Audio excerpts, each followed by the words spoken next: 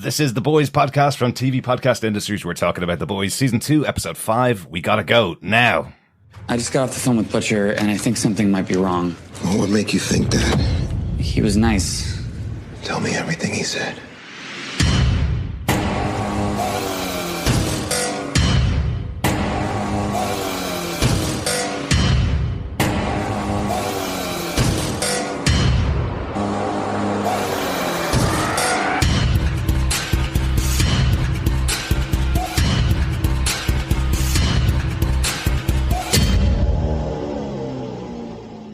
Welcome back, fellow boys and girls. We're on The Boys Season 2, Episode 5. We gotta go now. I'm one of your hosts, Derek. Hello there, fellow boys and girls. Yes, I am one of your other hosts, John. I'm about to do my trick. Squeak, squeak. And rounding out the trio of podcasters, I am Chris. And I'm not going to give you a rendition of a Louie Louie. Oh, no, we gotta go. Excellent. Well done, Chris. Yeah. Nope. Excellent. In reference to the title of the episode, Chris? Yes, I just couldn't fit in the now part.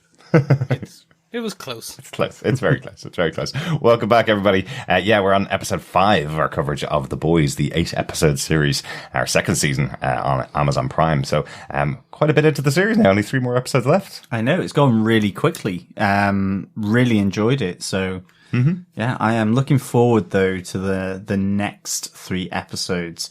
I reckon if the end of this episode is anything to go by, it's going to get pretty out there. Yeah, I think so.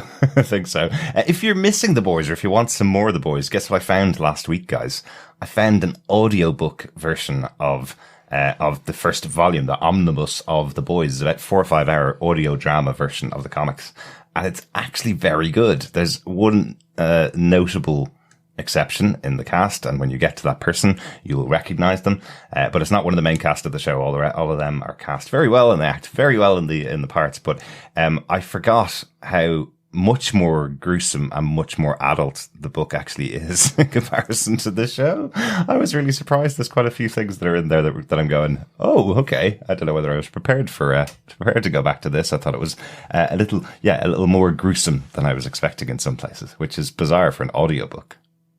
Yeah, I was trying to think of how do they make squelching sounds? Yep. Just like, okay. Yep. Full goes through head. Yeah, full cast audio, full sound design, everything. You can get that over on Audible. Just go and search for The Boys, Garth Ennis, and you'll be able to find it. It's worth checking out if you have 4 or 5 hours to spare on a commute, or if you're working from home and trying to listen to some interesting stuff other than podcasts. There you go. Yeah, nice. Just remember to pause it before you go on any conference calls, because that in the background could be very weird. Yeah, and watermelon smashing. I definitely suggest headphones, without a doubt. Absolutely. Yeah, no, it sounds pretty good. But remember, fellow boys and girls, you can also subscribe to TV Podcast Industries over at tvpodcastindustries.com, or you can subscribe, leave a review, rate us over on any drunk or sober podcast player of your choice.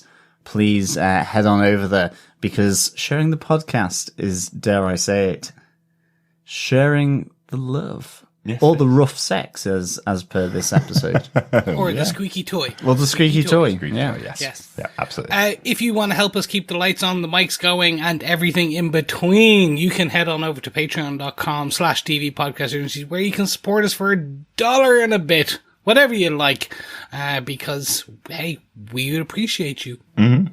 As much as Terror appreciates Homelander's squeaky toy.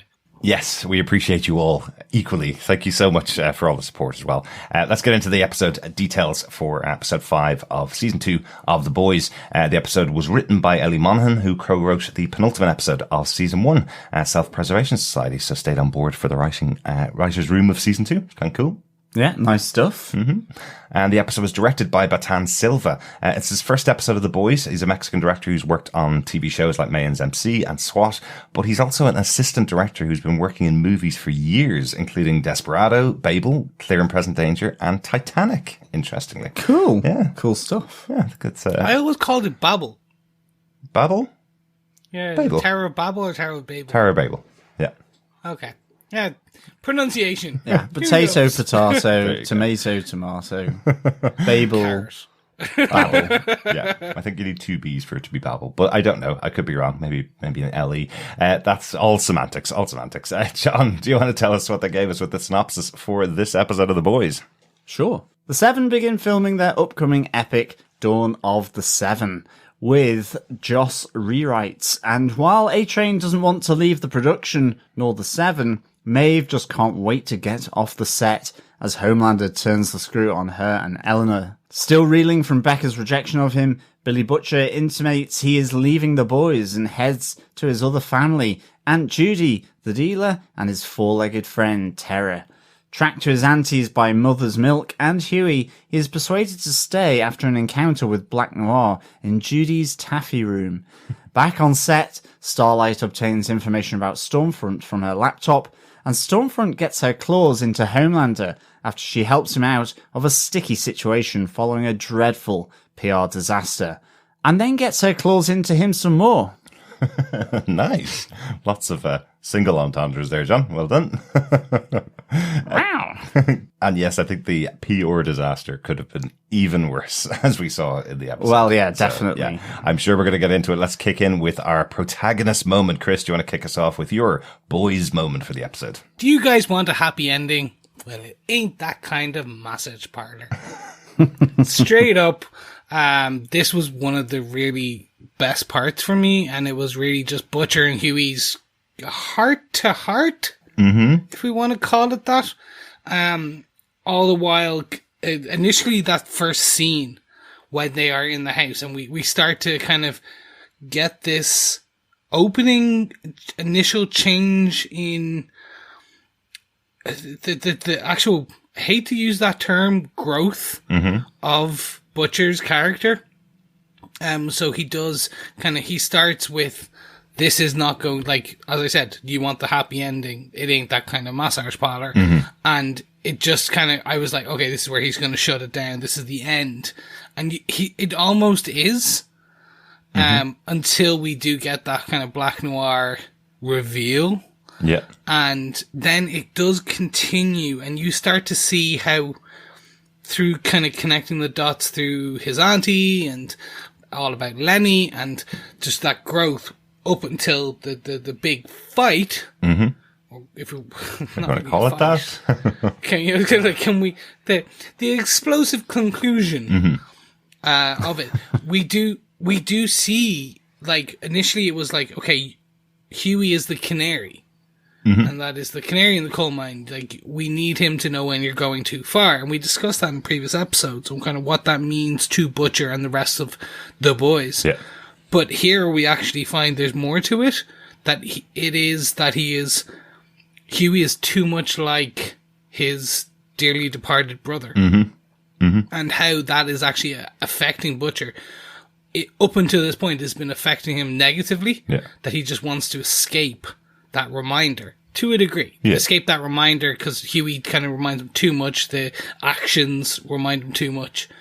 But at the end, it's actually that reminder that is played out again in a different kind of form, where we got the story about Lenny and how Butcher kind of quote unquote saved him, or vice versa. Yeah. And then we see it replayed with Hughie and Black Noir and Butcher stepping in and kind of history repeating itself. So we kind of do get a happy ending. It's not the happy ending. It's not a finale. Yeah. It's more of end of Act 1. Well, exactly. Yeah, Billy seemed like he was very much ready to walk away from everything here, from the opening of the episode where we had that fight scene in the rock bar, I guess we call it, the metal bar, where he throws the first punch and just creates this massive brawl that's going on, which was an awesome scene. But you can see from that moment onwards what Billy's trying to do here is he's now ready to give up everything. So it's not that he's going to be going off to this beautiful place and Baja or wherever he's going to head off to. It's that he's willing to die now and wants somebody to take him out, basically. So we see that throughout the episode. There's numerous moments where he stands up to Black Noir trying to get him to kill him, because Black Noir could just slice through Billy instantly, basically, and he's constantly standing in front of him, putting himself in the line of fire, pretty much because his entire reason for being and entire reason for setting up the boys is gone now. His wife that he was going after, Becca, has pushed him away, turned him down on the offer of saving him, and now he's kind of going, well, there's no real point in any of this. And he's also, as you say, Chris, he's thinking back to that time that his brother, who's very like Hughie, someone that he couldn't save, well, there's no point in him staying around. He wasn't able to save his wife. What's the point in him being around Hughie and saving him? So yeah, there's lots going on with Billy. Yeah, I really liked when Hughie's kind of saying to Mother's Milk, well, he said he was going off grid to Argentina. He was nice. He called me his canary, and it's like, Mother's Milk, there's something definitely wrong. Absolutely. Tell me every single word he says. I just thought that was really, really good. And yeah, I really liked this move through for Billy Butcher. That, ultimately by the end, he's appreciative of what he does have with the boys, with Hughie, and as well Mother's Milk and Frenchie, and maybe the female. But she's slightly gone off grid herself, I suppose, in this episode. And I do like Aunt Judy here, and the interjection of Lenny's story, his weedy younger brother. He's like you. Hughie. Exactly. Really weedy. I really liked it. I liked all these little moments. Yeah. And hopefully, I think this really inserts Billy Butcher back into the boys. Yeah. Because for the first couple of episodes, obviously, he's still coming back from the previous season in terms of with the revelation of Homelander, the kid, and where his wife Becca is. And, then he gets obsessed with finding Becca. Yeah. So he is slightly separated from the boys. So yeah, this was really good. I liked his moment with Hughie a lot here, just because of the tension that has been building up between the two of them over the season so far. Yeah. So typically, and I know our long-time listeners will kind of say, but Chris, there was a whole Basil exposition scene. I didn't mind it. And I think this was, I want to give a hot tip to the writer's room and the writer of this episode, because it didn't feel forced. Right. It actually played out. I don't know. For me, it was weaved into the scenes perfectly. Right. Yeah. In that it didn't feel like they needed to kind of go, let's pause everything and then give you this heart-to-heart raison d'etre of kind of like, here's why Butcher actually is going to grow and care. So that for me was one of the biggest, that they were able to, from start to finish, show that this man had a single goal driving force. He's lost that goal. He was going to give up. And then through his connection to the boys and through Hughie, he's found a new goal. Yeah. He's found a new kind of guiding star. So I'm just happy to see now that we're kind of, to a degree with the boys, we're back to step one. Yeah. We're back at the beginning almost, but everything else has continued on. So they are now reformed. The boys and the female, not yet, but the boys hopefully by the end of the next episode. Yeah. With that opposing force of the seven is going to be there. Yeah. But yeah, so that was kind of my main boys moment, main protagonist moment. Excellent. Yeah. Just one little thing that I just thought was really interesting about these moments with Billy Butcher. Anybody else find it weird? Like, this is the main character of the show, who's the big violent guy going after all the soups for the last 2 seasons. This character stereotypically is the kind of person that doesn't have any family at all. I found it quite interesting that he has his aunt that he goes and visits, who's taking care of his dog. His parents are on the flight over. He used to have a younger brother. It's just this whole revelation that he actually does have loads of people in his life, because he never once mentioned them. And over again, in fact, to Becca, he was going, "You saved my life. I had nothing before you." And you kind of, this felt like a massive revelation that he has a whole family that are all still around and all still alive, all still care for him, what his parents do anyway. They're flying over to see him. But he doesn't like his dad. But he doesn't like his dad. Absolutely. Yeah. So I just thought it was interesting. I don't know why. I think it's just so stereotypical in movies where you get this kind of violent, protagonist in the show or in a movie. and they usually have no family at all, so they're able to go out and do whatever they want to, and not fear for their life because they leave no one behind. But he has loads of people to leave behind. It's the Frank Castle situation. Exactly. Yeah. So exactly, like say, we've killed off your whole support structure so that you can be the lone gunman, the crazy psycho. Exactly. But yeah, he's just the crazy psycho who has this huge support structure, but doesn't like having a support structure. Exactly. And if Billy Butcher is any comic character, it is the Punisher, right? Yes. That's probably the biggest analogous character for Billy Butcher. John, or Chris, have you finished there on your first point? Yeah, no, I think that's the end. So let's move it on, boys. I suppose it's a really quick point, and it is one of Billy Butcher's other support structures, which is his doggy Terror. Oh, little Terror. Just, obviously getting his little cuddly toy with the little squeak in it, and then finally coming back to his auntie's where you've got his dog Terror. And I suppose the reason why I'm bringing this up is I read the first kind of compiled volume of the boys' comic books, and Terror is right there. He's as irreverent as his owner, Billy, and so it was great to see the Terror here on screen, and just even just them having that little walk in the auntie's estate where he's trying to sort of get back into the vibe, I suppose, a bit, Billy Butcher, reconnecting with his auntie, and that's it, really, in effect. I mean, we have Terror as well, sort of at least contemplating about helping to save the day in the big Black Noir fight as well, but I suspect a British Bulldog probably ain't that effective against someone like Black Noir. So having the dog there, everything that Chris was talking about with Hughie and Butcher and with the auntie and the story of Lenny, having that real constant for Billy Butcher, which is his four-legged friend Terror, was just helped seal all of that for me. And I thought it was really good. And I don't think, even though I know just before we started up the podcast, you were saying that he was in season 1. I just don't remember that at all. I think there were hints of the dog Terror, but I can't remember seeing him. But maybe he was in season 1. But if not, then it's also just the first time that we do get Terror on screen. This is terrible. John's put us all on the spot because myself and Chris are completely convinced that Terror was in an episode, the first episode, I think, of the first season. I'm the one that's probably wrong. I'm absolutely convinced of it. But I just always remember the hint of Terror was there because I remember us having that conversation that, you don't want to work with kids and animals on a show. So in the flashbacks, Butcher's flashbacks with Becca. Yes, now I remember. That is where we originally see Terror sitting in the apartment. It's in multiple flashbacks.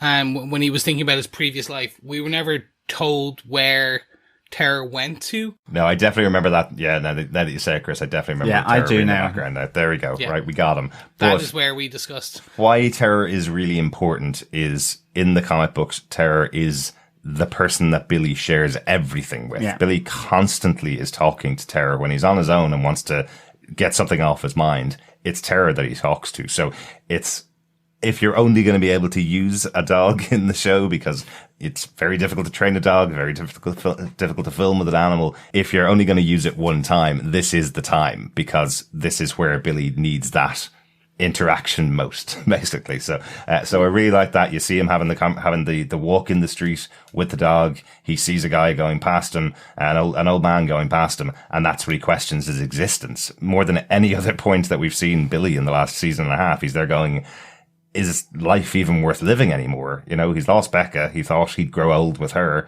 and now he's just going to grow old, and that's it. That's all that he has to look forward to is growing old. So that's the conversation he has with the dog. That's why Terror is so important, I think, and that's why I loved the use of him in here. And he's cute as hell, so really nice to see him. Yeah.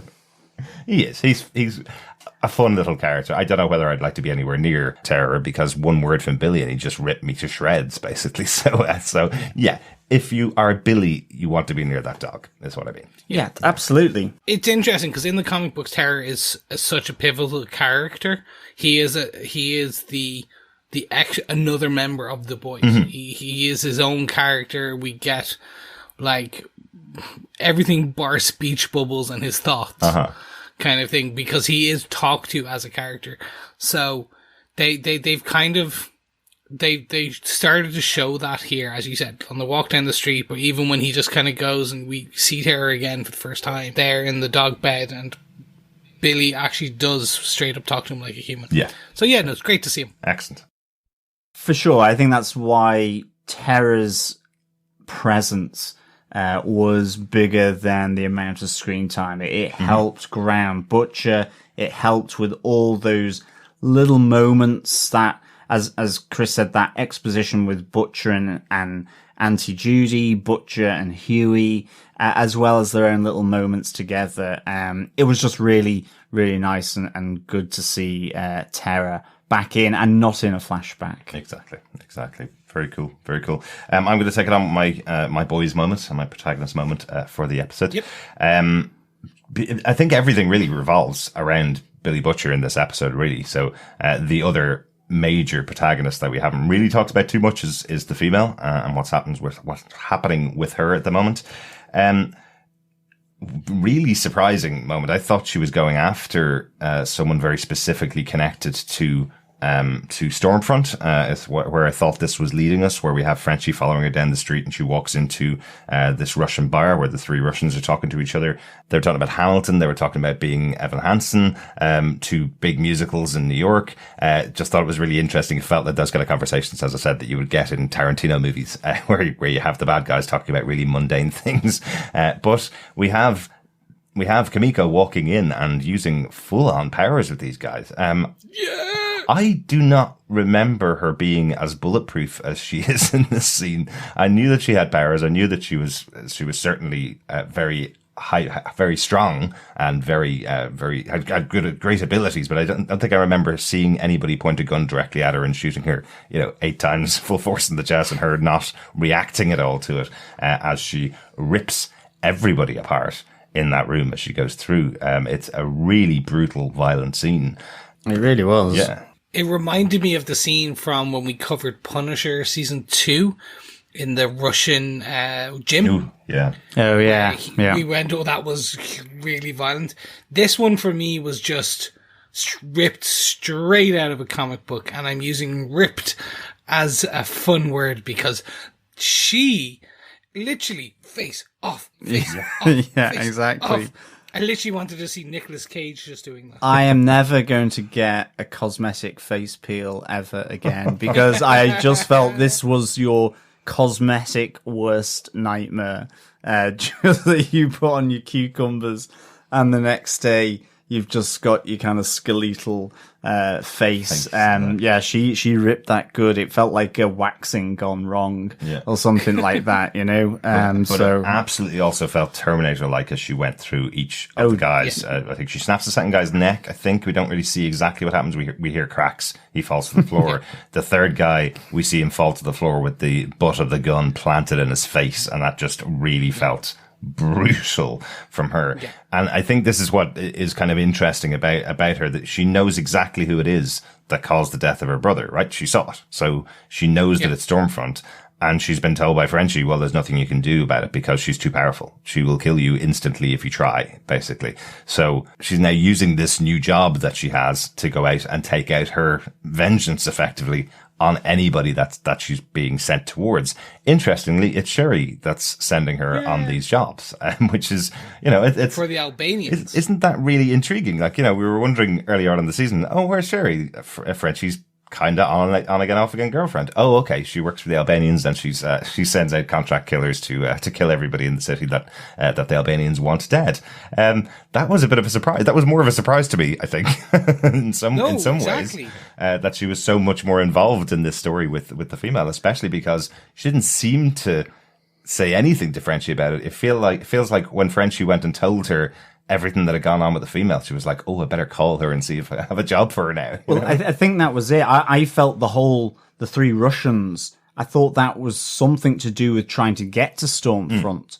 And then and I just thought Frenchie was late to the gig effectively and had to follow her through the back of the the restaurant or the takeout. And so then when he's following her into the church, I thought this was just part of this kind of, I don't know what they were doing, tracking, investigating or something. And then it was just that he's kind of shocked and he's totally unaware of this as well. Yeah. Because this is her vent, as you say. So, it was good because I think it's great seeing that fallout for her. And certainly, as you say, because she is literally so powerful as Stormfront compared to Kamiko.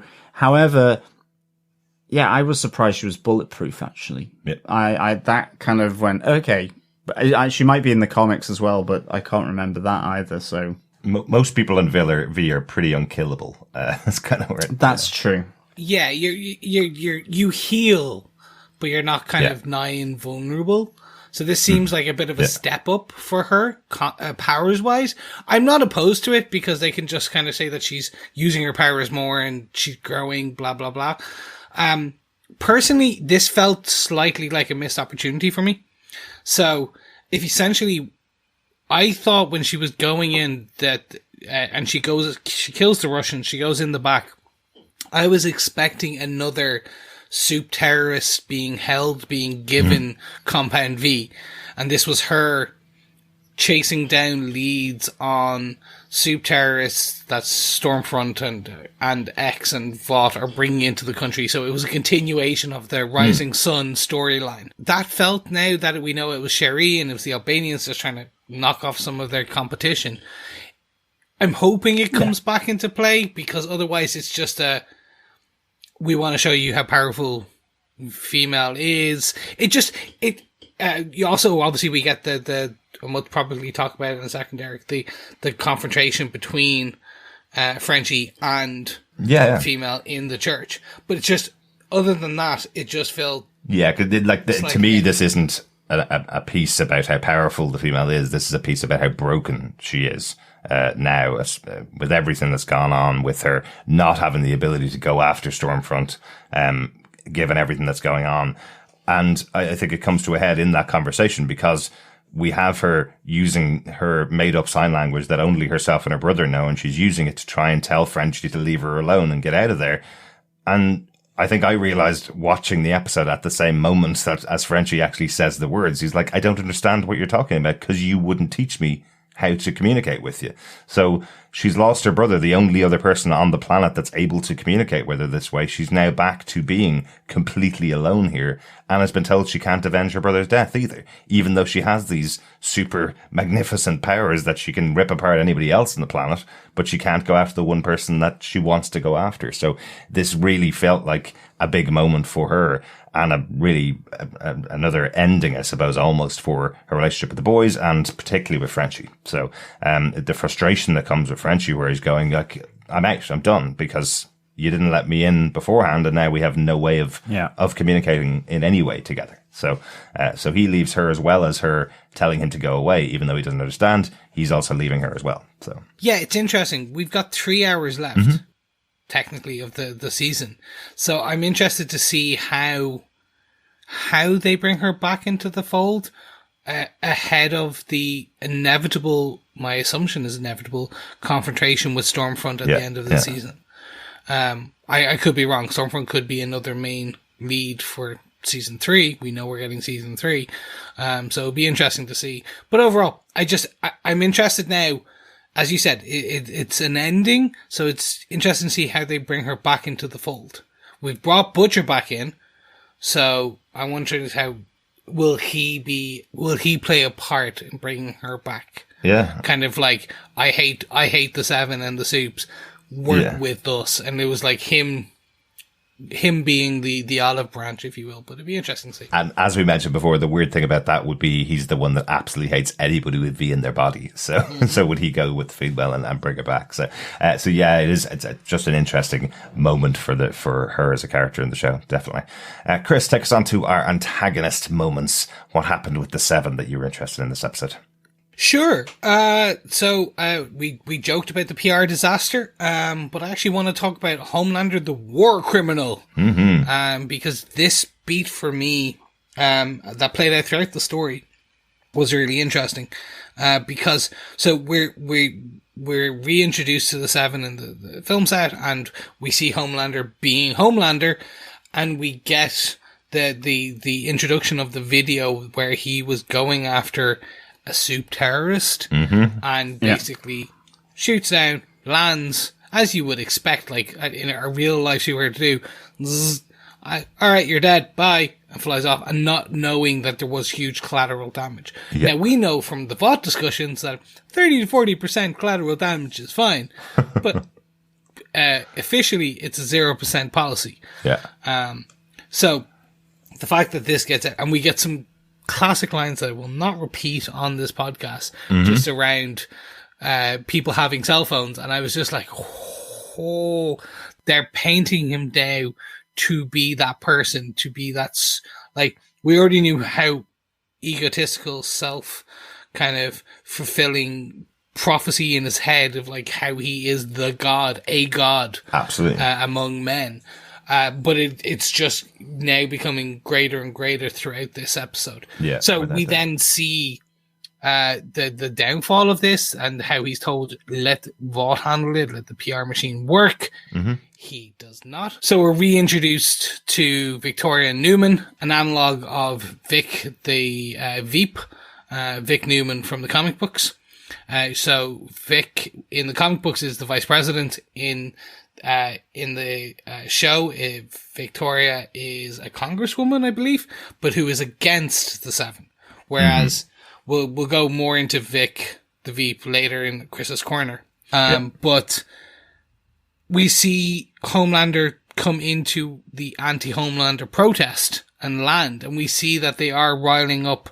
Well, I say riling up, not really. They're protesting Vought, like, as you would expect, when as all this is happening, like, over the last 24, 48 hours since the two episodes we've seen. Compound V, the truth is out there. There has been a lot of PR disasters. This is the latest. Homelander does come down, flies, and please tell me we all kind of clutched our pearls as he explodes, and you see him cut down waves of the protesters. I absolutely thought that's what he'd just done. Yeah, me too.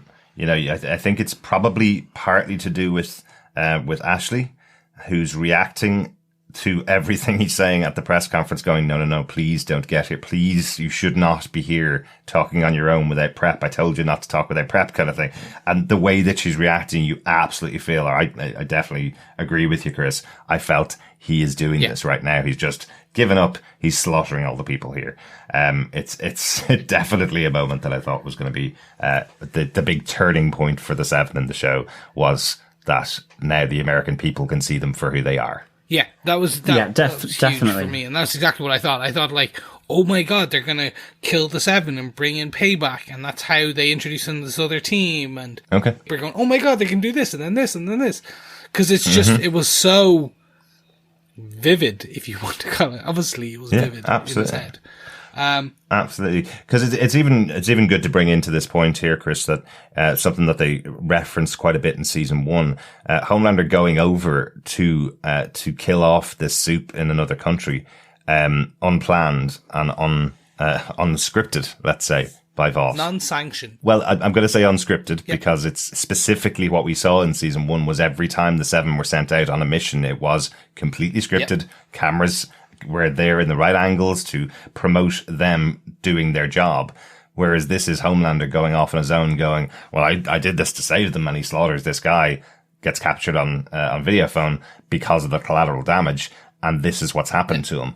From a Vought perspective, that's, well, you went out and did a mission which we didn't even give you. We didn't even tell you to go and do that. Yeah. So he's going completely off script, and this is the kind of thing that happens in terms of the way that Vought managed their soups, you know? Oh, definitely. Yeah. I mean, I really liked the PR disaster that ensues with Homelander, but mainly because of how it then links him or effectively attaches him to Stormfront, because of this favor. Effectively, Stormfront is co-opting Homelander's arrogance along with his symbolism, for her ends, or that's the way it's looking to me. You know, she's going to make sure that she puts his arrogance, his power, his symbolism to the, you know, in the service of this narrow-minded, blinkered nationalism and racism that she absolutely is imbued with, and is her raison d'etre. And I thought that was the really interesting thing here. Yep. And how's she going to do it, guys, as well? Through social media. Through social media and memes. Yeah, exactly. It's going to create a bunch of memes that will appear in your social media feed to convince you that what Homelander did was okay. It was all fake news. We have a version of photographs of the killing that sparked the whole disaster. We have it marked as fake news. This didn't really happen. This kind of stuff. So, I think we can all see what that's alluding to, or what it's talking about. Very, very, very quickly off topic. I want to shout out Kripke and the writers on this. So, okay, this season 2 started, they probably started penning season 2 18 months ago, initial drafts, and then, so, again, these guys are... last summer. They're clairvoyant. Kind of... Yeah, exactly. I want them to read my tea leaves, my palm, give me the lotto numbers for next year, because it's just, again, the timing... we've said the same in a lot of the shows we've covered over the last 12 months. It really is amazing how these writers are able to tap into what we did not know would be such a big issue in the future. So just tip of the hat. I suppose it was there before, and I suppose with them working in media, that they're aware of it probably more so than most people. So the thing is, it's always been there. But the thing is, the exposure of it now is even worse, I suppose, with what's going on. But absolutely, yeah. So part clairvoyant, but part being in, I suppose, a system where, you know, a lot of people from the media would go and do PR jobs and stuff. So it's very, very closely connected in that sense. And in fairness, you know, some of the specific things that were said by Homelander here have been said 3 and 4 years ago by the specific person they're referencing. It's not like this has only been said in the last 2 or 3 months, that the person that they're referencing has been exactly like this for 4 years. So it's not unusual that they would pick that up and put it in. I suppose it does. There's a reason why it's timed to come out in September, when there's an election coming up in November. So, that is absolutely what this show is, just highlighting that this is the kind of things that are going on when someone's in power that shouldn't be. But there is another thing that I think is even more clairvoyant, to be honest, and it's totally in the realm of pop culture, more so than in the realm of politics. John, you have this as part of your next point. Can we Let's move it on to you for your next point? Yeah, absolutely. It is effectively, I've got Queen Maeve's harassment on set of Dawn of the Seven by not only Homelander, but also just the PR team. You know, the approaches of these two people to Queen Maeve, who was outed in the last episode. Homelander kind of sticking it in. Homelander is keeping that pressure, you know, having the lesbian scene worked into Dawn of the Seven, presumably one of the Joss rewrites, and you specifically called out. That's exactly. Just in case you missed the line or didn't have your subtitles on, they specifically say the Joss rewrites of Dawn of the Seven. Here. This is the clairvoyant nature of Eric Kripke, I think, because see what's going on in the news right now after the Snyder Cut announcement and the release of the Snyder Cut, the specific talk of harassment during the time of the filming of that movie has been incorporated into this show to come out the week it's coming out properly in the news at the moment, you know? Yeah, exactly. I mean, I think with Homelander as well, it's that physical threat and it's that physical as well as mental manipulation of Queen Maeve with her outing and then now suddenly being that face. But it's all the disingenuousness of it all, because you then have that scene with the PR. And this is the thing that then says, well, you need to wear a suit because you need to be able to show that kind of binary nature of one of you is actually a male and you're the female, because that works best with straight people. And it is just pure hypocrisy and it is prejudice in its own way. That Elenor and Queen Maeve cannot be themselves because PR dictates that they must look this certain way, you know, and do certain things because of how they're perceived as a gay couple, a lesbian couple, to a non-homosexual audience. And it's really, I've felt quite a lot for Queen Maeve. Without a doubt, especially because even the relationship itself is almost made up by Homelander. Yeah, they're not together. Maeve left Elenor to keep her in safety. They're not together at all, and that's the pressure that's being put on by the PR team to create this relationship for the media so that they can say we have an out lesbian couple, just like the out lesbian couples that middle America love. Look at them. One of them dresses in a suit. All the pressure being put on her. And Eleanor's kind of going, when did we get back together? We haven't even gone out to dinner in 3 years. All the stereotypes. And even that she says Maeve's bi. She's bisexual. Yeah. That doesn't play very well.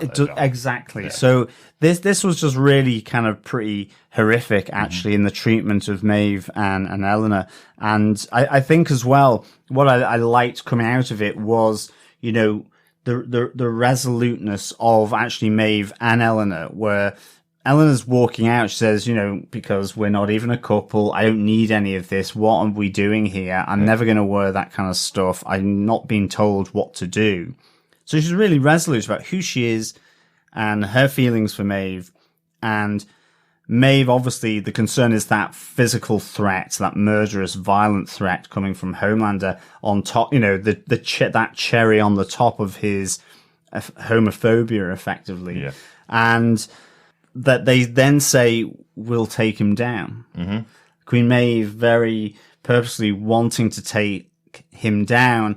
And for better or worse, we see her approach the Deep for a favor, if she gives him a favor, to bring him into the Seven. And I cannot wait to see what comes from this. Now, maybe it will be a lasered bloody mess of these two. I can't really imagine the Deep will come up well against Homelander in a fight, but I'm really looking forward to seeing these two characters coming together, or how Queen Maeve is going to use the Deep, whatever it might be, to take down Homelander. A surprise attack with a shoal of fish. Yeah, who's going?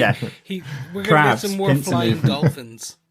Absolutely, just entire slow school mode. Of dolphins this time. Save me!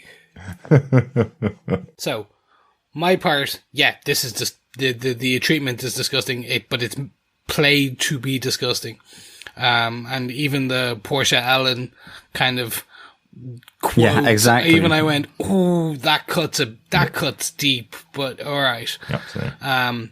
Overall, like happy to see the writers back. Love them. Great from back in season one. They were fun in season one. Here they're fun, but you're like, it's a bit too much.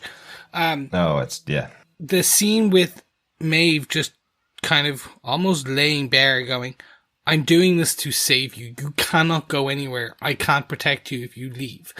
That seemed to be, for me, the trigger point to where you say, we're now going to get Deep Maeve versus the Seven, or the more Homelander and Stormfront, or Deep Maeve versus Homelander, or anyway. It's going to be interesting how that plays out.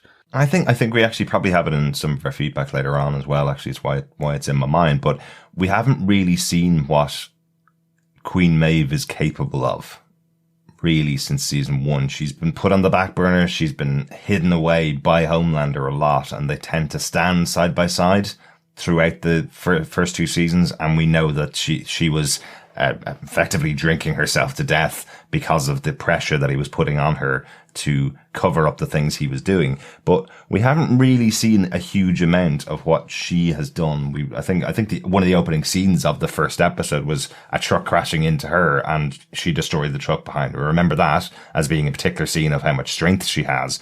But we don't know whether she goes toe to toe or whether her combined with the team going toe to toe with Homelander. We don't know what that's going to end up like, but I hope she has a plan. We've got some tasters. So there was also, we saw her go toe to toe with, 5-6 guys in the gym.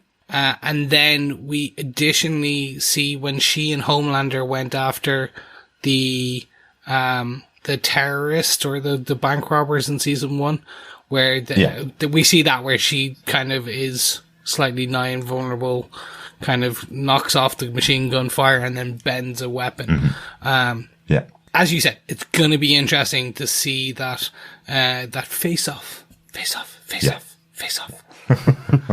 Maybe a different type of face off in that. Non-Nicolas Cage face off. Or maybe if they get the female involved, the Homelander might lose his face in that moment. Well, yeah, I mean, I'm looking forward to seeing what the pain thresholds are of the Deep and Queen Maeve, because it is, at the moment, you've got people like Gecko or Blind Spot who effectively can be taken out quite easily and don't seem to have any, well, not Gecko, but Blind Spot certainly. Yeah. Mm-hmm. Or Gecko is just kind of fairly weak and certainly he can't die. They can he'll bend. Come back. He's kind of fairly supplicant, really, in terms of what he will do.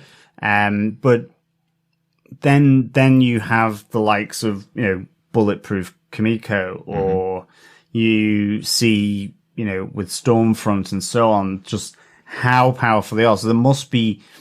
I'm looking forward to seeing Maeve and the Deep's power and pain threshold. Yeah. I think that's everything for this. So, Derek, what is your antagonist moment? I'm going to stay on the set of Dawn of the Seven to talk a little bit about A-Train in this episode. We had that moment last episode where he was effectively kicked out of the Seven by Homelander with that awful we'll be friends, yada, yada, yada, kind of line to him. So his treatment in this episode, as we have him effectively supposed to be filming his goodbye scene for the movie that's going to reflect the real life leaving of the Seven, where he's fighting so hard to get himself back in there. It's in some ways funny. You can see why it would be a funny scene, but it turns much darker, I think, later on in the episode. We have those early scenes where you see A-Train going, well, I stayed up all night and rewrote the script so I don't have to say goodbye, basically. I've made myself part of the movie again. And the writer's kind of gone, sorry, Homelander wants you out. And he has, full rights to everything and control everything here. So way above my pay grade kind of thing. And he out and out refuses to do his leaving speech, but they make him go on set, make him film his speech with Homelander looking at him, and I absolutely love the touch that as he finishes his speech and everybody and it's a really emotionally delivered speech. You see, it wasn't even Homelander that was there; it was a stand-in that was used. So that's how little respect they have for him. He has to film his final speech with none of the rest of the Seven even around. I thought that was a lovely touch there. But he goes backstage and meets up with Stormfront, who takes it to the much deeper level, I suppose. The real reason why he's also out of the Seven is because he doesn't fit what she would have wanted him to be in the Seven for. She mentions the fact, I think they see some of the promotional material that the Deep is doing for the Church of the Collective, and Stormfront remembers the time where that was a much closer organization to her beliefs. She was really happy there. There used to be some realness about them as an organization, and then they started to let the trash in.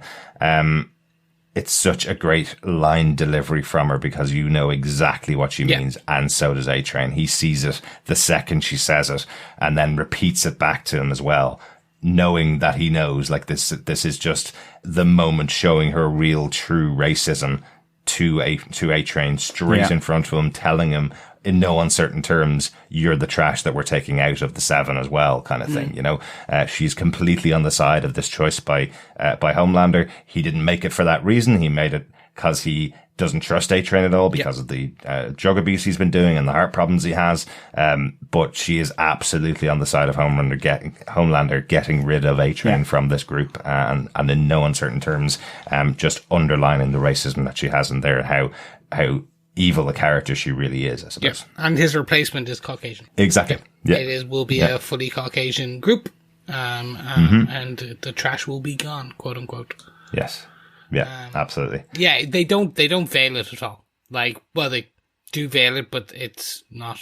It's so well inferred, and as you said, the delivery. You're like, there's no uncertain terms. Well, we know. Everyone knows. Exactly. Terror the dog knew what they were talking about. Yeah, definitely. You know, it just wonder what would have happened if Ashley didn't turn up. Would there have been a fight between A-Train and Stormfront there? Just thought it was a one of those moments you really have to call out, because A-Train particularly has been kicked more than anybody throughout the 2 seasons. We talked about that idea of him being a person that's always been under challenge. You know, there's loads of speedsters around the world, and he had to make sure that he was maintaining that position as number 1 speedster in the world at all time, or else he was going to lose his position in the 7. He's been under more pressure than any of the other 7 to keep their roles within this, and always wanted it more than everybody else, it seems, as well. Maeve, I don't think she could get out of there quick enough if she was able to and get out of there safely, you know. Starlight wanted to get out of there from the first time she got in there. She now works as a double agent, you know. The Deep was kicked out pretty quickly. He wants back in, though. And he's not even the top 20 now, as we called out they called out in the last thing. He's not even cracking the top 20 of speedsters. So exactly, it'd be interesting. I want to see where this goes and how this kind of how A-Train teams up with the Deep and Maeve.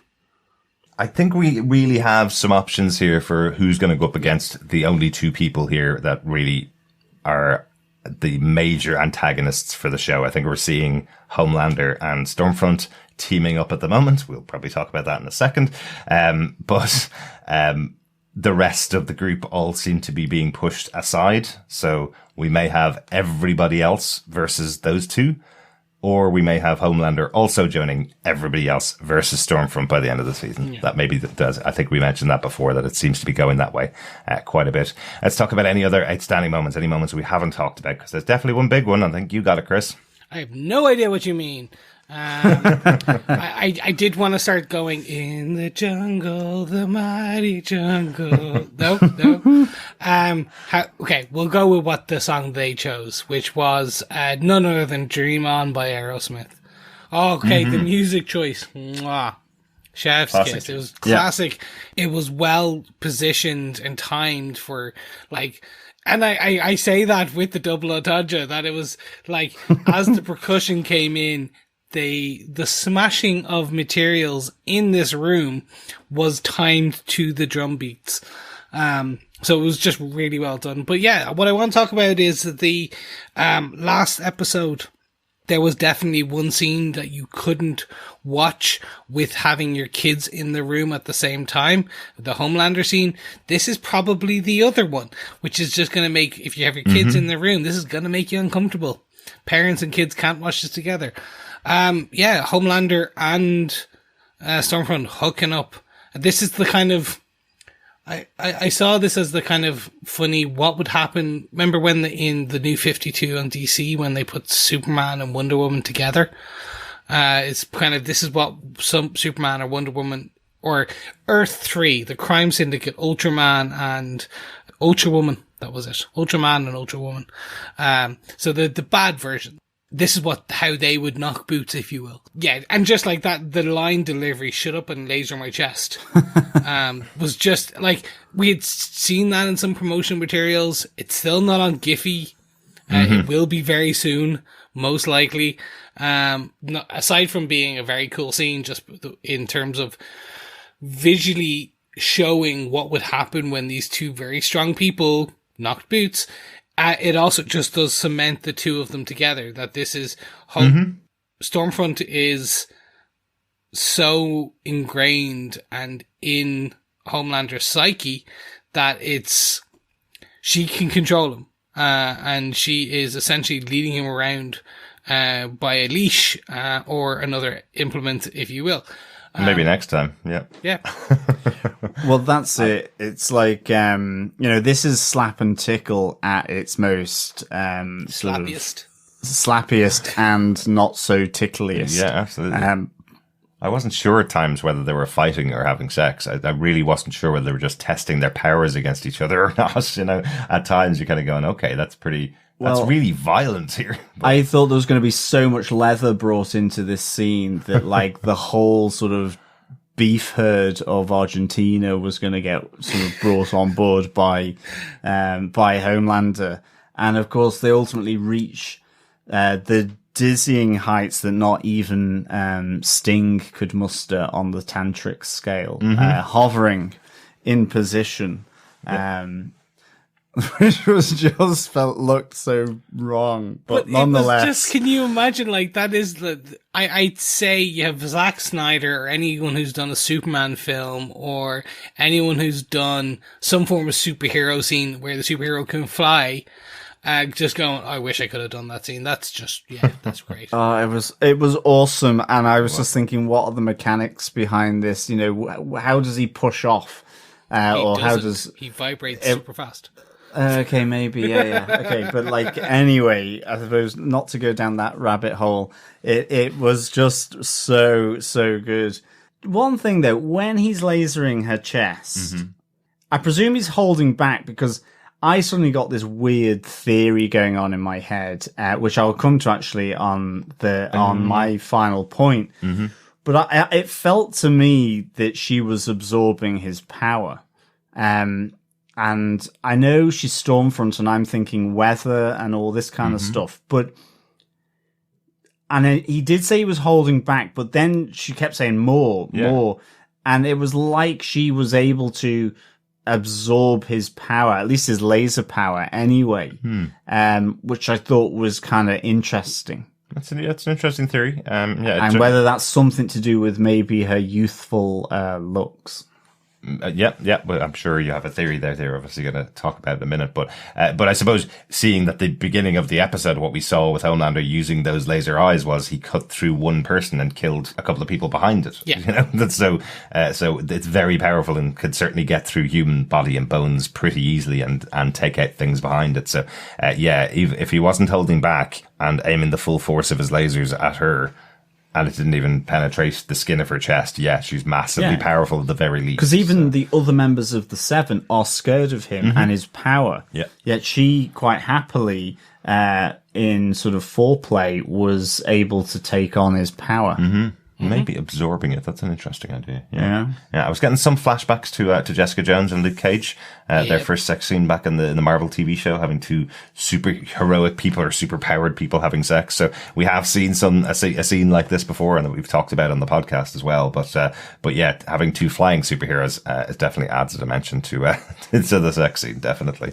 And yeah, this show is definitely willing to show more than the Netflix shows were as well. That is very true. But that's it for my other outstanding moment. Johners, what is your outstanding moment for this episode? Yeah, my sort of outstanding thing, it's actually a small point, but it kind of connected in with what I was just talking about with Stormfront seemingly being able to absorb his power.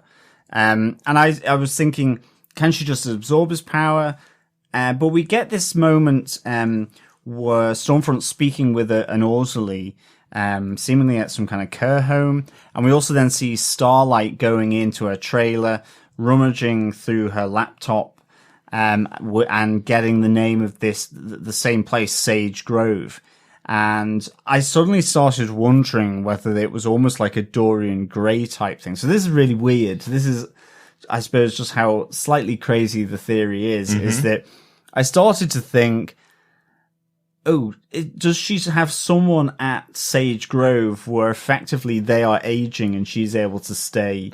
That's her superpower, ultimately, or part of it, that she can stay young because someone else, she projects her power to age someone else instead. And that's why there's all these calls to Sage Grove and it's all a bit hush hush. And whilst it was very obvious that that's what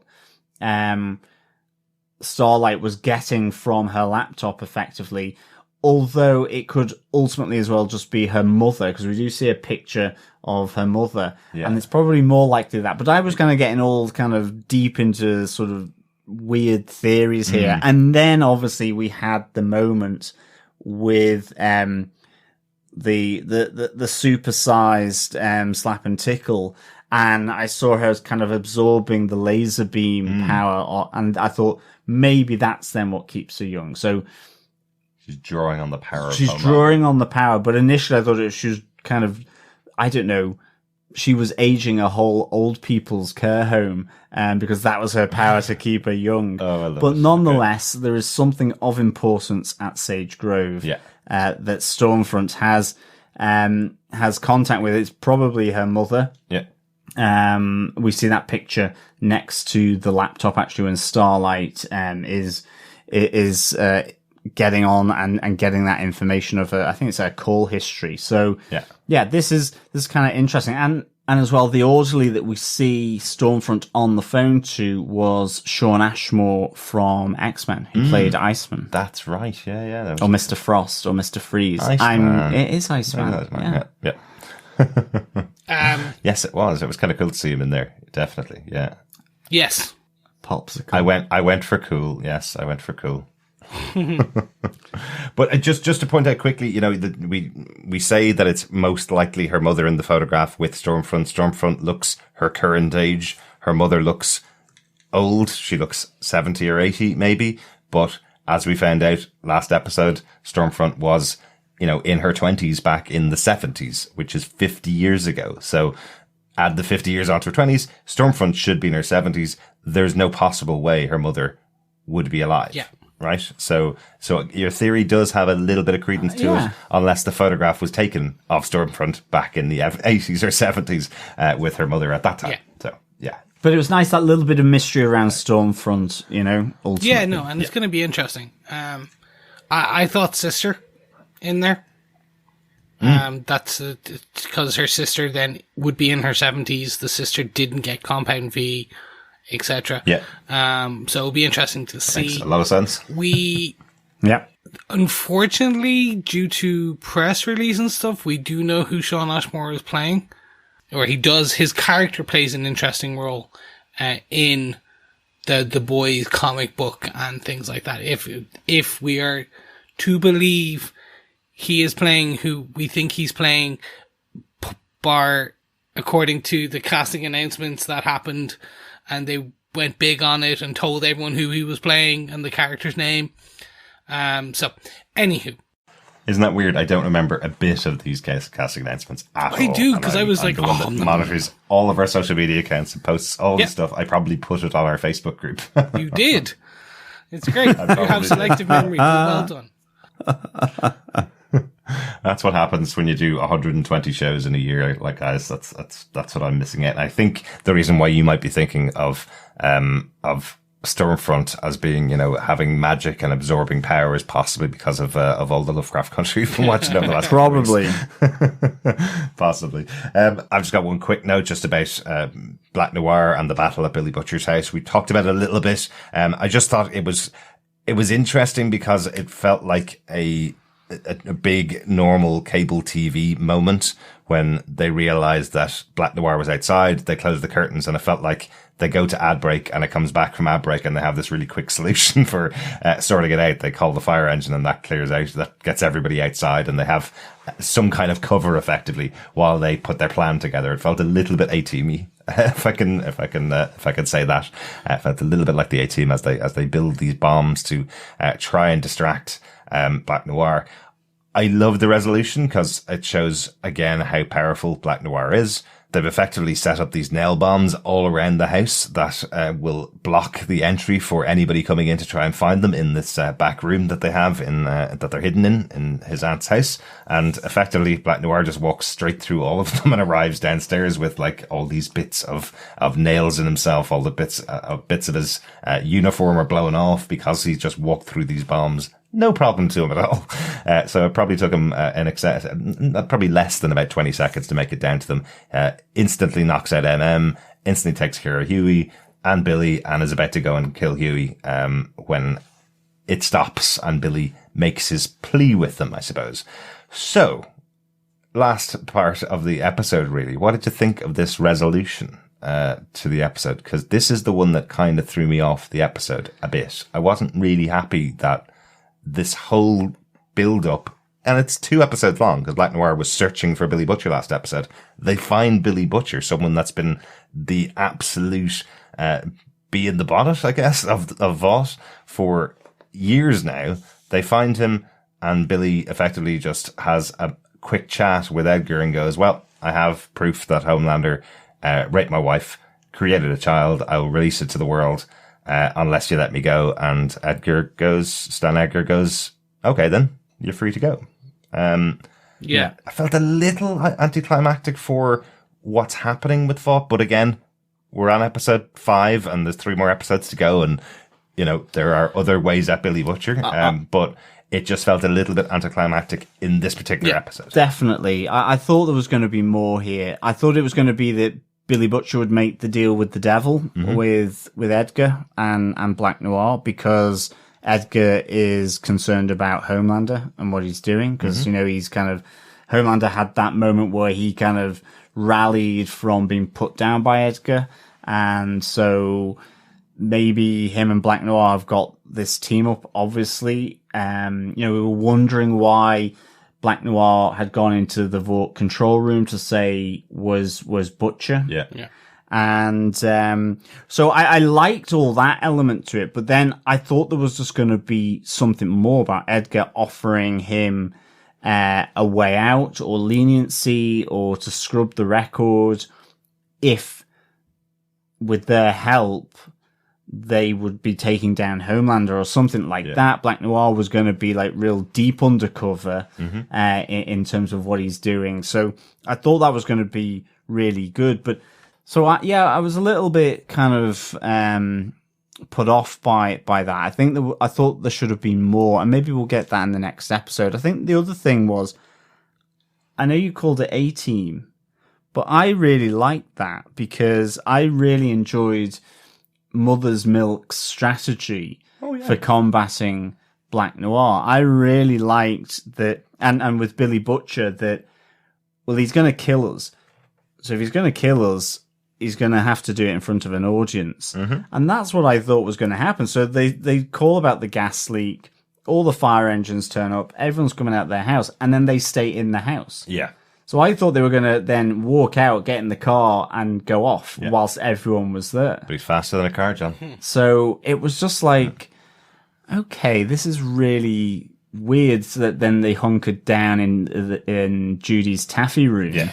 And then I had absolutely no idea. I didn't even know that they had done the nail bombs. I didn't even think of that. So all these explosions going off, and I was thinking, what is Black Noir doing up there? Rather than it being booby traps. Right. He's blowing up parts of the house for no reason. Okay. Yeah. I actually enjoyed this, but this for me, I'm with you, Derek. It feels weird because actually this is the first soup that was born, not made. Part about Compound V and the bad PR disaster is soups are made, not born. And with Homelander's child, it's this child is born. It is the first that we know of soup that was born. The rape part is the issue, but actually it's not a huge, if they want to take down Homelander, it's not that bad of a thing. From Edgar's point of view. You could certainly cover it up and change the narrative, yes. Exactly. From a PR spin potential. So this does feel off. It feels like they kind of painted themselves slightly into a narrative corner to a degree, literally up against a wall, if you will. But the potential of what it gives us is that we now know that Black Noir is working directly for Edgar. That Edgar sees everything. So the scenes where we saw Black Noir earlier, and that kind of going through the other soup terrorists was under approval of Edgar. It wasn't a Homelander joint. And also finally it's more that Black Noir is reporting directly to Edgar on this. So there was some questions in our head, or so definitely questions in my head, of the loyalty of Black Noir, because we saw him when the Compound V news could go out, sitting on the ground, distraught, quote unquote, like in my words, kind of when all the news was coming out. But maybe he wasn't. Maybe he was just kind of, oh God, I gotta deal with all this stuff, and the boss is gonna kill me, not Homelander, Edgar. So it will be interesting to see where it all nets out over the next few episodes. Yeah. Just thought it was an interesting moment to highlight from the episode. I don't think there's any notes to talk about. We've kind of extensively talked about it this episode. Chris, let's go over to your corner if you want to talk about a character from the comic books that may have appeared in this episode. Who do you want to talk about? Woof. No, I'm not going to talk about Terror. We already talked about Terror. I'm going to talk about Vic the Veep. Or in this case, it's Victorian Newman. She's portrayed by Claudia Dumit, who is this, we see her on the TV initially kind of speaking about out against Vought as this young kind of, I think someone, it's on the Chiron or something. It says like, young wonderkind congresswoman. But essentially she's this congresswoman who's the AOC, if you will, speaking out against, Vought. So in this show, she's called Victorian Newman, Councilwoman Newman. In the comic books, we had Victor K. Newman, Vic the Veep, who was the vice president of America already at the beginning of the series. And he was the former CEO of Vought America, and very much is a pawn of Vought, 100%. And it's actually interesting because in the comic books, Vic the Veep is this slackjaw yokel. Like, it's very much made out that he is, like, he can't wipe his own behind without help. He can't do anything. He can read a teleprompter, and that's about it. He perfect candidate for someone controlled by Vought. Yeah, really. And the storyline is that they're trying to get him to become the president so that they can control, like what we've seen here. We get the suits in the army. He has the power to play that as the president or as the VP becoming president. So it's an interesting change. I'm significant going from in the pocket of Vought to anti-Vought. So it'll be interesting to see if maybe this is all a big ploy. Maybe this is a Stormfront plot. Who knows? But Vic the Veep, or in this Victoria Newman, could be interesting to keep an eye on this character. Exactly. Yeah, it was interesting to see her here. We've seen her on TV a few times making speeches, I think, in the past. We haven't really seen her as a main character in the show, but it's interesting that it's a comic book character that's so different from what's presented in the comic books that you're kind of almost thinking that another company would go, it's the daughter of Vic the Veep or something like that, so they wouldn't be able to, you wouldn't be saying it is the comic book character because it's so different from what we saw there. Yeah, and it's interesting to make her the AOC equivalent that is speaking out against Vought so much. That is the young congresswoman, the shining light. Like, if you go back and look at the Chirons when she's on TV, it's very funny. Like, when we see the Fox variation versus the other news channels. They completely talk about her two different ways. But that was Chris's Corner. But at the end of Chris's Corner always comes our wrap up, our thoughts. How did we like it? What did we think? Interesting. So I'll kick it off over to Johnners first. Do you defend this episode of The Boys? Yeah, I do defend. But I give this 3.5 tantric soups, and that isn't tomato. 3.5 tantric soups out of 5. I did really like this episode, but I found it difficult on first pass to get into. I liked a lot about it, and it's grown on me even with this discussion. It probably didn't really come across maybe in my boys moment, the 7 moment, and outstanding moments, because I think there was a lot to like here. Yep. I definitely feel it's setting up the Homelander Stormfront side of things for the next 3 episodes, and how you go after Stormfront, possibly through the Sage Grove route. So I'm really looking forward to the next episode here. And I thought there was some really good stuff in this. And the ending with Stormfront and Homelander, a great moment, and just so in keeping with the boys. So yeah, I give it 3.5 tantric soups out of 5. Excellent. Yeah, I'd agree with you. It's probably, we're just after middle of the season. It's a middling episode for me. Chris, what about yourself? I'm right there with you, boys. It was the setup, but also I think this could have been done faster. Now, it all depends on what happens in the next 3 episodes. Some of these points may fall over into season 2, I think. But I'm really hoping it's not, because this feels like it should be a midpoint for a season, or for a 10 episode season versus an 8 episode season. So I'm kind of like, oh, you're cutting it fine here to give us a next Basil exposition episode. Well, we did get some movement, and we got a fantastic tantric floating scene. But as I'm with you, it was a 3.5 if we want to store it. But there you have it, boys and girls, ladies and gentlemen. That is what we thought of season 2, episode 5 of The Boys. We gotta go now. But before we move over to our feedback section, boys, I think it's about time we head to the pub. Yes, it is time for the boys pub quiz, fellow boys and girls and fellow pub quizzers. Please, if you want to be involved with the pub quiz, send in your answers to the questions from this season to feedback@tvpodcastindustries.com. You can send them in one at a time or all together. Each question is taken from the episode we cover. So, moving on to question 5.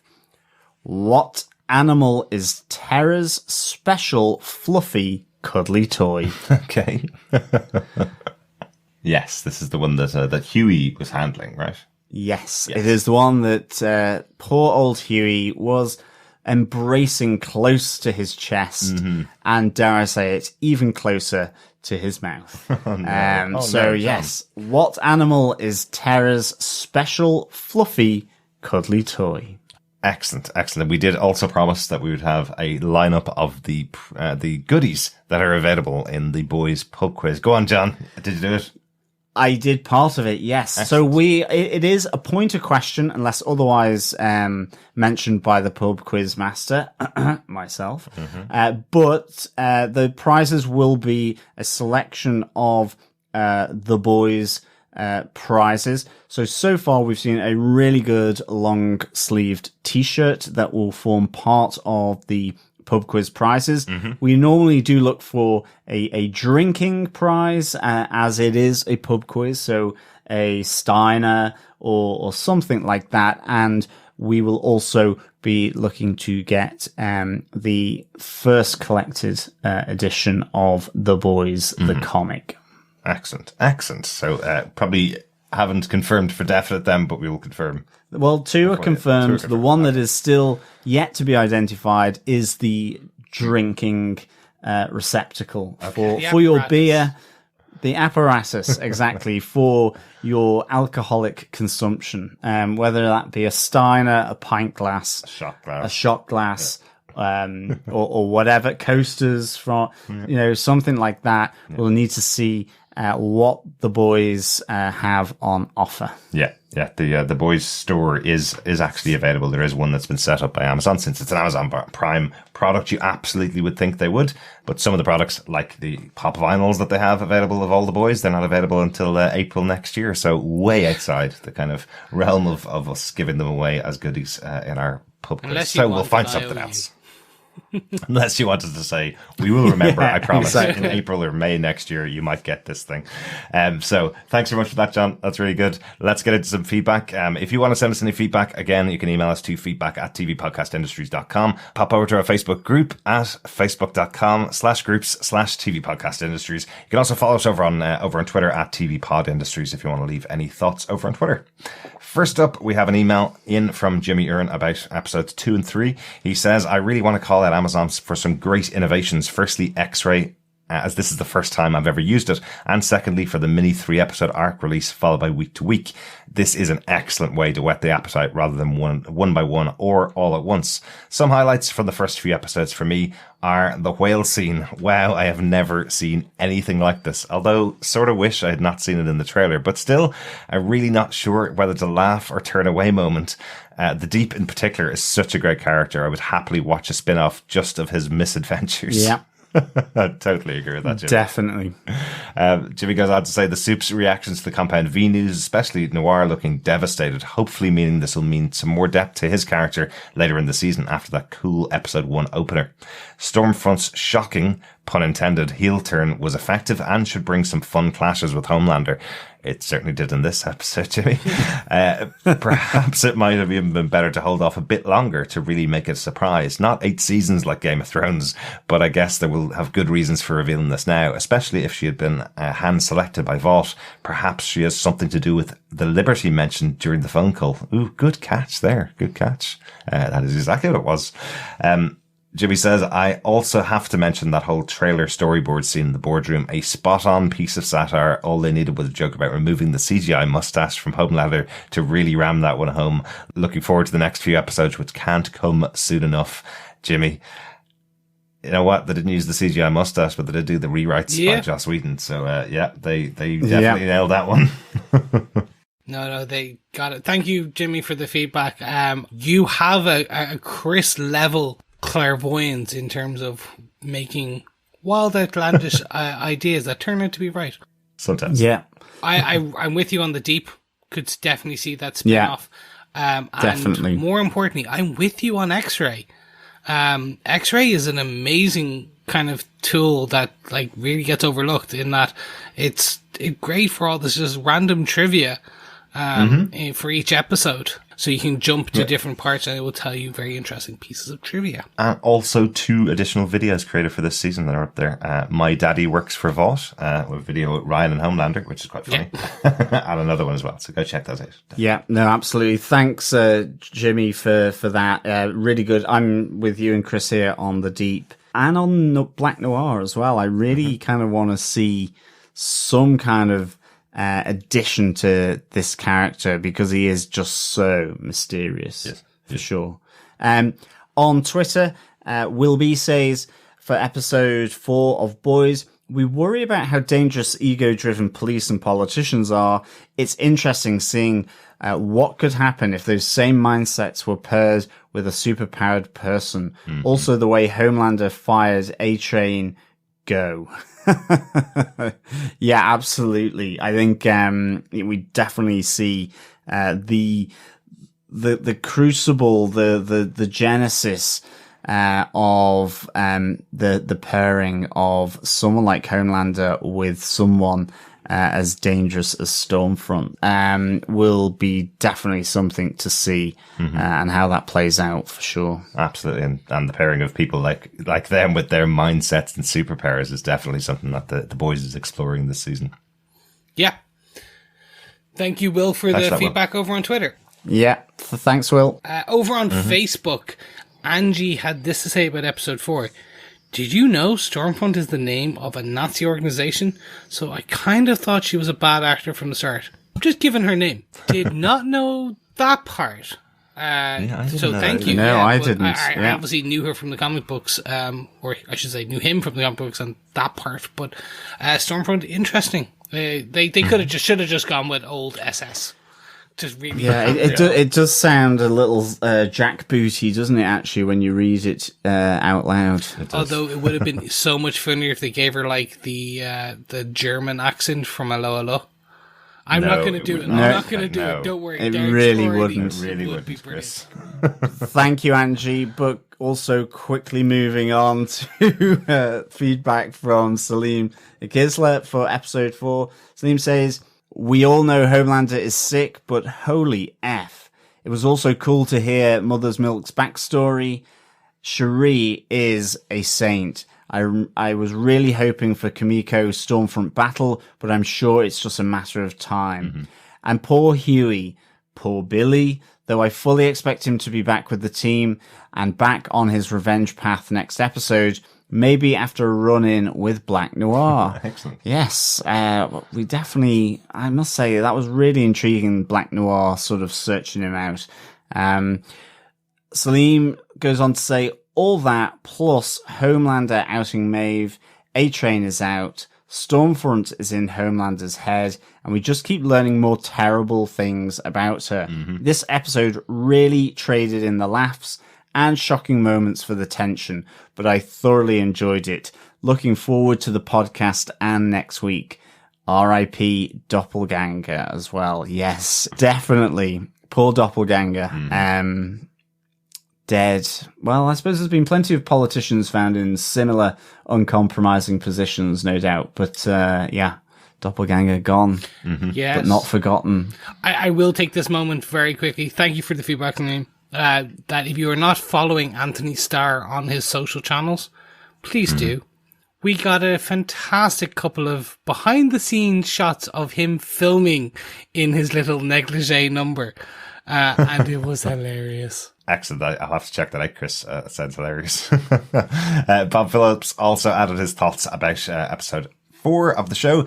He says his soups moment was Doppelganger and Homelander sharing tender moments by the firelight. This episode is Homelander and Stormfront sharing their tender moments by the firelight. Well, she throws him into the fire. Exactly. Bob's boys moment was Annie and Hughie sitting in their seats.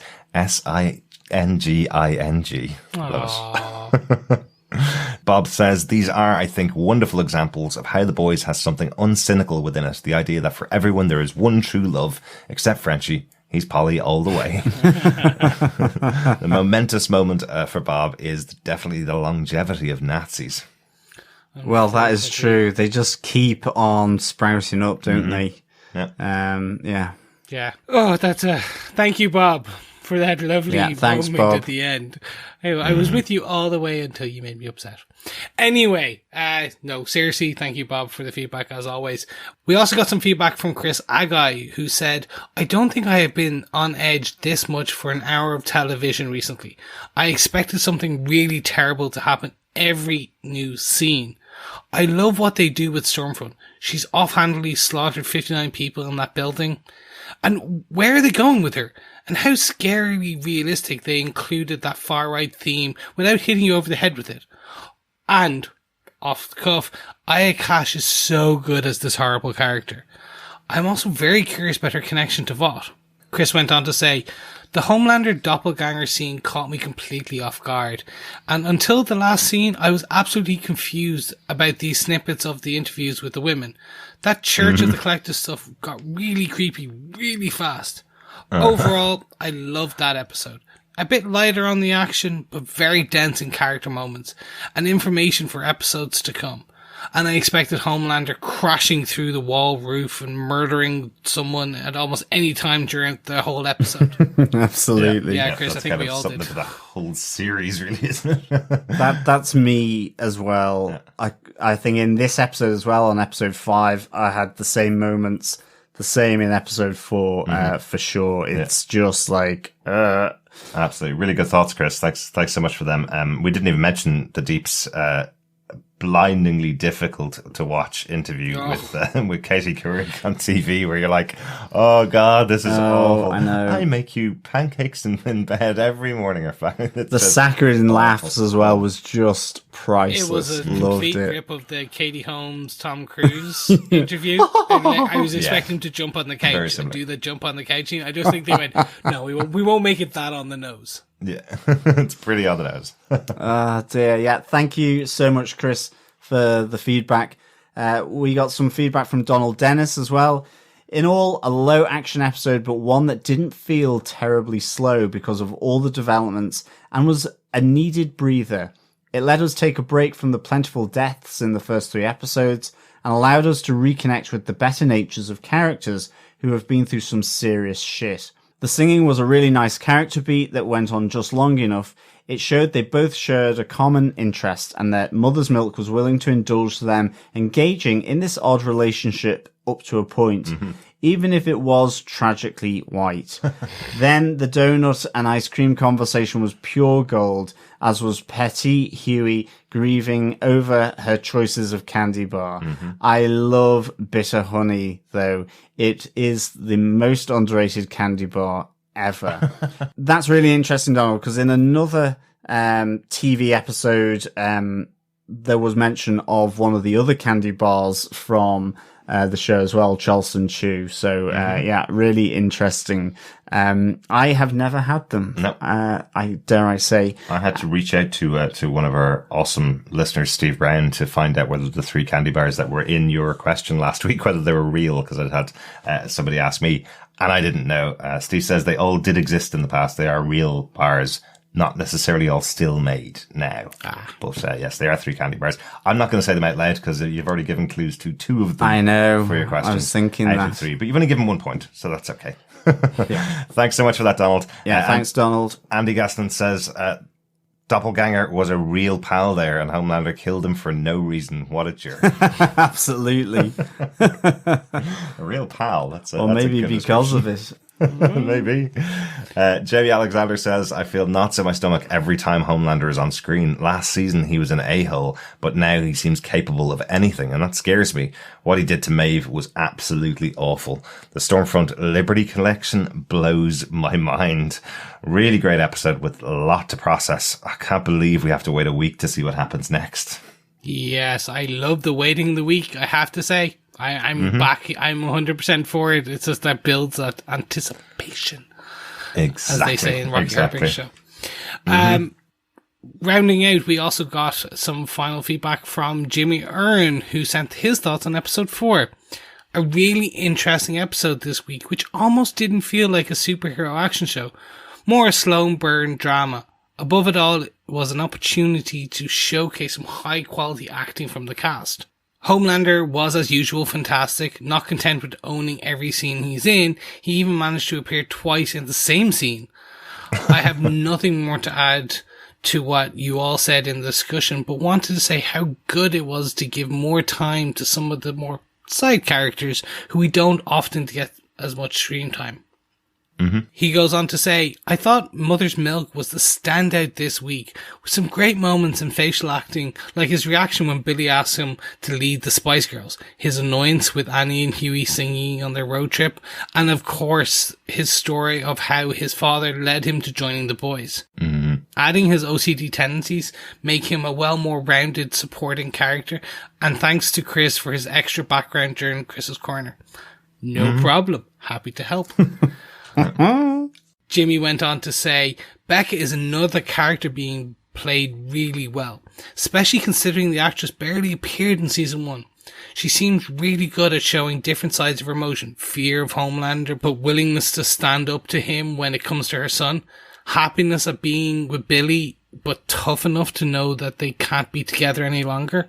I also hope this isn't the last we see of her, but agree with the prediction that Ryan will play a major part in the season finale. Yeah. The other was Queen Maeve, who I'm sorry to say, for me, is the least interesting member of the 7, for now, but had a much better time this week with that incredibly tough TV interview scene and the confrontation afterwards. It would be good to see more of her and what she really is capable of as a soup, having done relatively little since the airline crash. How about a fight between her and Stormfront, who is more likely to turn out to be homophobic? Definitely, I think we talked about that in this episode. Jimmy finished his feedback with one last thing. When Team MM stopped during their road trip, they seemed to be in some sort of pub with that sold donuts. I know you guys have more experience in the US than me, so need to know, is this common in the States? And if so, we need to introduce them in the UK. I don't think it was a pub. I think it was more of a kind of boutique diner kind of donut shop. Yeah, I think I'd like a side the road kind of convenience, which we definitely have in the UK and Ireland. Yeah, but To be honest, I've seen a lot of things in bars in the US that I haven't seen in Europe. It's a different scene, you know. They'll sell anything anywhere basically. If they got a good deal with the local Dunkin' Donuts to sell donuts in a bar, they absolutely would do that. Tasty. It's not as stripped down as we would have over here, where it's like, you know, maybe some pig snacks and some peanuts and some crisps, and that's all you'd really get in the bar. Otherwise, you're there to drink. Nothing else, lads. Yeah, no, you need pig snacks for ballast. And for all our listeners, write in with feedback of what you think pig snacks are. That's definitely one that you're all going to go, huh? But, gentlemen, we also have one final piece of feedback. A voicemail from none other than Steve Brown. Hello, TV Podcast Industries. This is Steve. This is for The Boys, episode 4 of season 2. Wow. So much revealed in this episode, but let's see. I'll stick to the format here if I can. My 7 moment is that very last scene. I don't know what's creepier. Homelander killing himself in killing Doppelganger, or the fact that there was no music soundtrack throughout the credits. Like, I literally stared at the screen for maybe 30 seconds or more, just listening to that fire crackling over the sound. It was just creepy. My boys moment. I do love the scene in the car with Annie and Hughie singing "We Didn't Start the Fire," but I love the fact that they're maybe getting back together. We'll see. You know, she said it can't happen again, but you know, we've heard that before, so we'll see what happens there with our boys moment. But you know, the big huge thing of the whole episode is just the reveal that Stormfront is apparently 70 years old or more, and maybe this whole Compound V, you know, slows down the aging process or stops it altogether. Is going to be interesting as they reveal it through the rest of the season. Okay, can't wait to hear what you guys thought. Talk to you later. Thanks so much, Steve. Great to hear from you. Yeah, thanks, Steve. I was wondering, was it the fire crackling, or was it Doppelganger's bones still kind of being cracked by Homelander? It could have been both. In which case, still, the stare at the black screen with the credits rolling is an apt thing to do there for sure. Yeah. Gosh, you're getting darker and darker as these weeks go on. It is what The Boys does to me. It makes me very dark. It puts me in tune with my inner horror fan. Yeah, well, maybe Lovecraft Country's also doing that to you as well. I need to kind of watch Sabrina the Teenage Witch. That's also gone very dark, John. No, the first one. Oh, the original. Okay, Melissa Joan Hart. Wow. Yeah, absolutely. And Melissa and Joey as well. I think I've liked everything she's ever been in. You can also go old school. You can go like the say like 60. What was it? The 66 Batman with a bit of kapow and wallop. Exactly. Adam West, I definitely watched that. Caesar Merrill with his. There's a mustache link. There you go. When the Joker had his mustache. That is true. Oh god, that is so awful. Yeah. And speaking of which, I'm going to round out this episode because you all are going weird. Thanks so much for joining us again this week. Please send in feedback on episode 5 as soon as you've seen the episode, and we'll discuss it next week on our discussion about The Boys Season 2, Episode 6, The Bloody Doors Off. Yes, thank you so much for joining us. Remember, write a review on Apple Podcasts and share the love, because sharing the love is sharing the podcast. Subscribe at tvpodcastindustries.com for all the links everywhere you need it. Remember, you can go to patreon.com/tvpodcastindustries and support us just for $1 to help keep the mics running, the lights on, and all that stuff. In the immortal words of this episode, we gotta go now. We certainly do. Thanks so much, fellow boys and girls, for joining us. It's a pleasure chit-chatting with you about The Boys. Remember, keep watching, keep listening, and keep it tantric. Nice. Bye. Bye. Bye.